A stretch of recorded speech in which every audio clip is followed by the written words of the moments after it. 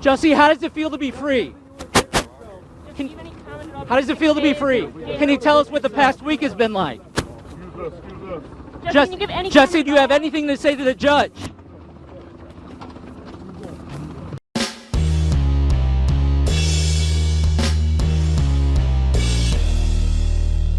How's everybody doing? My name is Anthony Brian Logan, and today we got to talk about Jussie Smollett, aka Jussie Smollett, being released from the Cook County, Illinois jail after serving only about 3 to 4 days of his 150-day sentence due to the hate crime hoax he committed allegedly back in January 2019, a little over 3 years ago. Now, the reason why he's out is because of the appeal process going on right now. And before I get into that, let's back up a little bit to explain what's going on here, just so we're on the same page with each other and so you have full and proper context. Now, we all know what happened with Jussie Smollett. I've told the story a million times. Fake hate crime in Chicago, MAGA country, it's a million degrees below zero. You get these big bodybuilding Nigerian guys that are supposed to be playing white guys in MAGA hats talking about this is MAGA country, and they poured bleach on them, they put a rope on them, all kind of ridiculous stuff, which was easily determined to be fake right away. As soon as people heard about it, there was questions. It's like, wait a minute, that sounds kind of fishy. Since when did Chicago become MAGA country? Okay, why would these guys throw bleach in your face and it's a trillion degrees? You're talking about outer space code. Why would they do something like that? Why would they be out there in the middle of the night just waiting to pounce on you? For what? Why? You don't even have people that are homeless out there at all. It's too cold. You're going to die out there. So the whole story didn't make sense from the beginning. We all knew it. Well, I don't want to say we all knew it. Some of us believed that ridiculous story, and that is the problem. He tried to have this hate hoax be believed to kind of spark off this race war. Because remember, you already had BLM going on, a lot of other things happening. If people were to believe that, then that could cause a lot more problems. And if it was actually real, that'd cause some really, really serious problems in Chicago. Okay. And then his co-stars and Hollywood friends are making it no better. Did you guys see when Taraji P. Henson, his co-star, also a big Hollywood actor, she was in Hustle and Flow and Baby Boy back in the day. If you know, you know. She compared his situation being locked up to Emmett Till. And if you don't know the Emmett Till story, maybe you're kind of young or whatever. Emmett Till was a 14-year-old boy, a black boy in Mississippi, back in the Jim Crow South in Mississippi Delta. He was accused of whistling at a white woman in the store who was married. So the woman's husband and a friend of his or his cousin or brother or somebody, they kidnapped him from his house.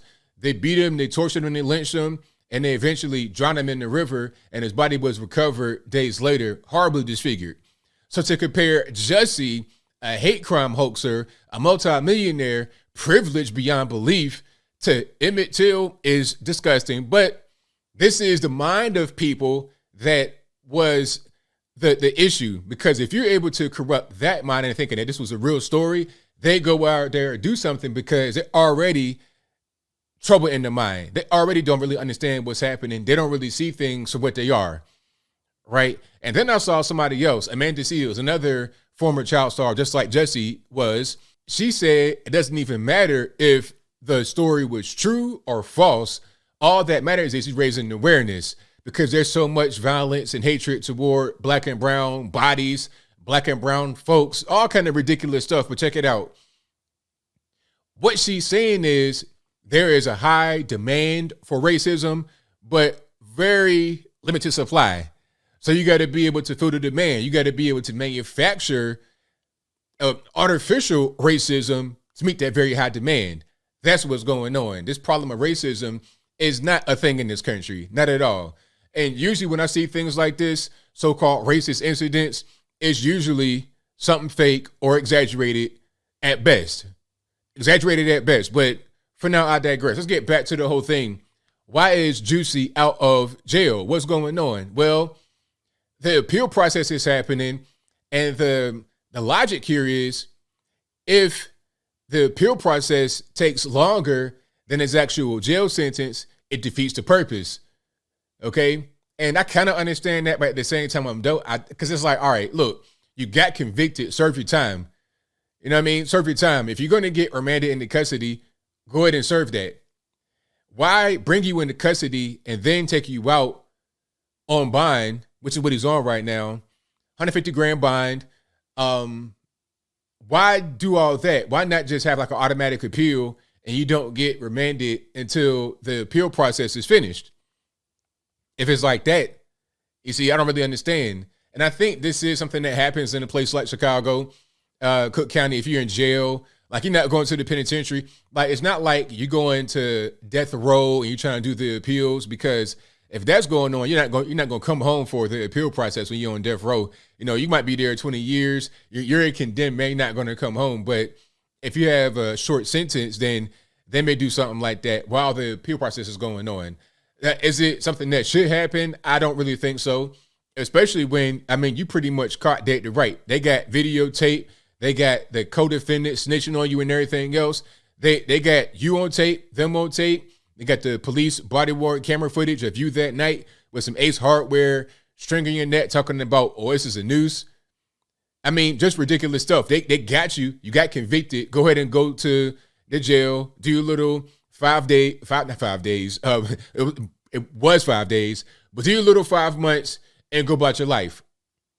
Nope, you're going to be home for a while. Now, you could go back because, remember, there's an appeal process going on, and he did get convicted. Okay, he did get convicted. He was not just in jail awaiting conviction, or he got convicted. So if the appeal does not go in his favor, he's going to go back to jail. It's been a long process. You know, it's been going on since 2019. It's been 3 years. So he might not actually get locked up till next year. Who knows? But as far as I know right now, he is out pending the appeal process. Now, when he comes home after his jail sentence, will he be able to kind of go back and do what he was doing before? I think so. I think so, because there have been a bunch of other guys that have done worse or similar type. I don't want to say similar things, because this has got to be the first I've ever seen of a guy pulling off a fake hate hoax. It's like a big Hollywood celebrity. I see some normies do that in the street to get a little bit of insurance money, a little bit of scamming and whatnot, but I've not seen a big Hollywood guy do something like this. Not that I can recall. So I have seen other Hollywood guys do things of similar severity to this and still be able to go back, or worse.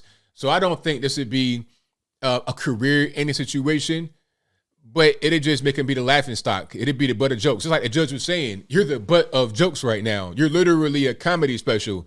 You're literally like your last name is a verb. You know, you Smollett the whole situation, made up a story and lied about it.